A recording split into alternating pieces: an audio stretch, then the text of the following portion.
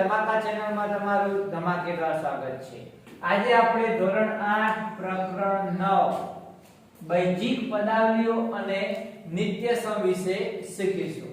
સ્વાધ્યાય 9.1 પ્રશ્ન નંબર 1 નીચેની દરેક પદાવલીમાં પદો અને સહગુણકો ઓળખો।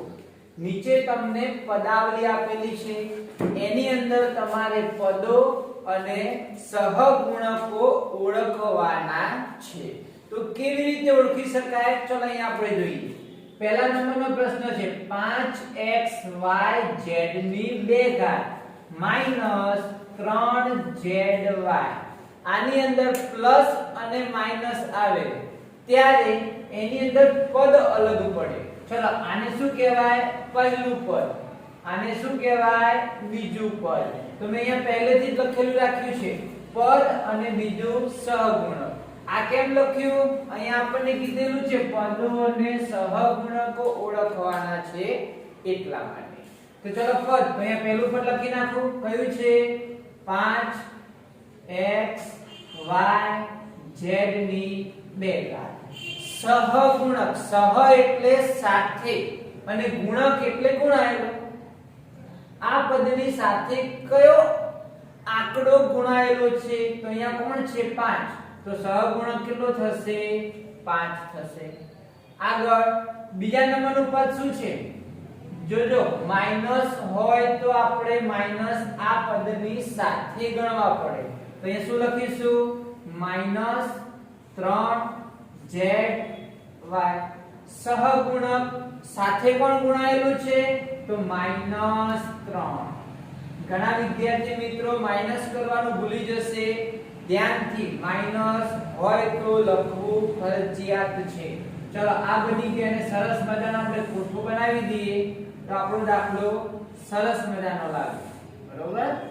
આવી રીતે તમે ફૂટપટ્ટી અને પેન્સિલની મદદથી કોઠો બનાવીને લખી શકો છો। ચલો બીજો પ્રશ્ન 1+x+x ની 2 ઘાત। શું કરવાનું છે?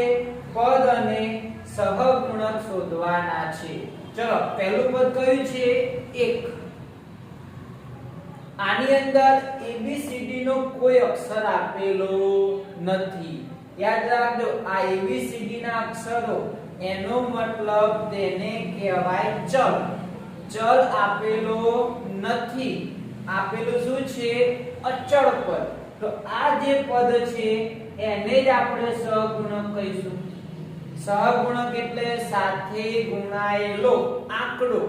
ચલો બીજા નંબરનું પદ, આ બીજું પદ +x। વત્તા લખો તો પણ ચાલશે અને નહીં લખો તો પણ ચાલશે, માઈનસ ખાસ લખવાના।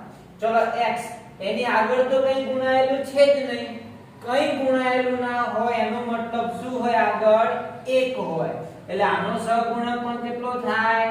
1 થાય। ત્રીજા નંબરનું પદ +x ની 2 ઘાત પ્લસ કે વત્તા ન લખો તો ચાલે, ખાલી શું લખીશું આપણે? ત્રીજું પદ x ની 2 ઘાત। હવે આની અંદર પણ આગળ સહગુણક કંઈ નથી દેખાતો તો શું હોય? 1 હોય। આને શું બનાવી દઈશું આપણે? કોઠો બનાવી દઈએ। તમે પહેલા ફૂટપટ્ટી અને પેન્સિલનો ઉપયોગ કરીને કોઠો બનાવી દેવાનો અને પછી વ્યવસ્થિત રીતે લખી દેવાનું, જેથી સરસ મજાનું તમારે લાગે। બરોબર? હવે ત્રીજા નંબરનો દાખલો, પહેલા ખાસ રકમ વાંચવાની જેથી આપણને તકલીફ ન પડે। ચલો વાંચીએ। 4x ની 2 ઘાત y ની 2 ઘાત ઓછા 4x ની 2 ઘાત y ની 2 ઘાત z ની 2 ઘાત વત્તા z ની 2 ઘાત। ચલો વિચારો, આમાં કેટલા પદો દેખાય છે? સરસ, પહેલું પદ, બીજું પદ અને ત્રીજું પદ। એનો મતલબ પદમાં કેટલા હશે? 3। તો 3 પદ આવે તો સહગુણકમાં પણ કેટલા હશે? 3। તો અહીંયા 3 ખાના પાડવાના છે। તો તમે પહેલા કોઠો દોરી શકો છો એટલે આપણો સરસ મજાનો જવાબ લાગે। ચલો પહેલું પદ લખું, 4x ની 2 ઘાત y ની 2 ઘાત।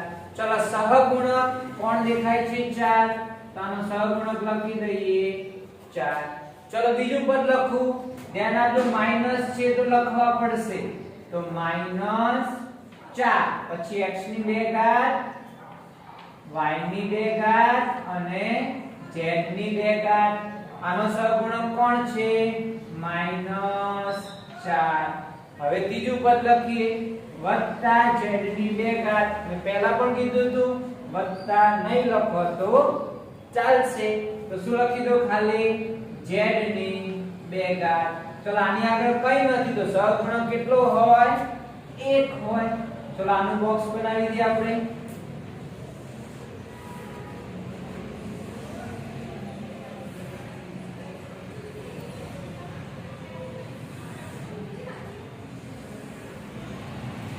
ચલો એના પછી ચોથા નંબરનો દાખલો કેટલા પદ છે પહેલા પદ ગણી લઈશું આપણે એક પદ બે પદ ત્રણ પદ અને ચાર પદ તો ચાર નો કોઠો બનાવવો પડશે ચલો પહેલા કેટલું લખી દઈએ 3 ભાઈ આમાં કોઈ ABCD નો અક્ષર નથી આને કયું પદ કહેવાય અચળ પદ અને પોતે શું થાય સહગુણક ચલો બીજા નંબરમાં પદ શું છે -pq તો બીજું પદ લખી દઈએ -pq આની અંદર સહગુણક કોઈ અંક દેખાતો નથી એનો મતલબ આ માઈનસ તો છે તો 1 હોય ને પણ અહીંયા સહગુણક કેટલો આવશે -1 આવશે એના પછી વત્તા qr પ્લસ ન લખો તો ચાલે તો qr આની આગળ કઈ નથી તો સહગુણક કેટલો આવશે 1 એના પછી -rp માઈનસ હોય તો ફરજિયાત લખવા પડે તો માઈનસ કઈ નથી તો શું આવશે સહગુણક -1 આની આજુબાજુમાં કોઠું બનાવી દેવાનું હવે આપણે પાંચમો દાખલો શીખીશું x ભાગ્યા 2 વત્તા y ના છેદમાં 2 xy કેટલા પદ છે તો 1 2 અને 3 અહીં આપણે લખી નાખીએ પદ અહીંયા લખી નાખીએ સહગુણક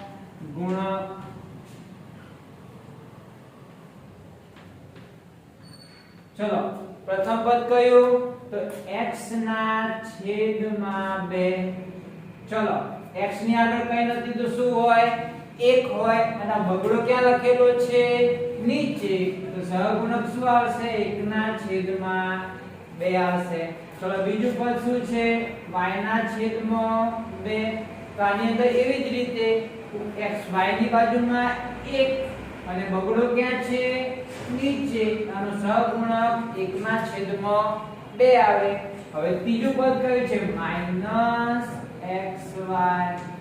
તો આની અંદર માઈનસ અને કઈ નથી તો સહગુણક શું હોય 1 આને આપણે બનાવી દઈએ બોક્સ એટલે આપણો આ દાખલો શું થઈ જશે પૂરો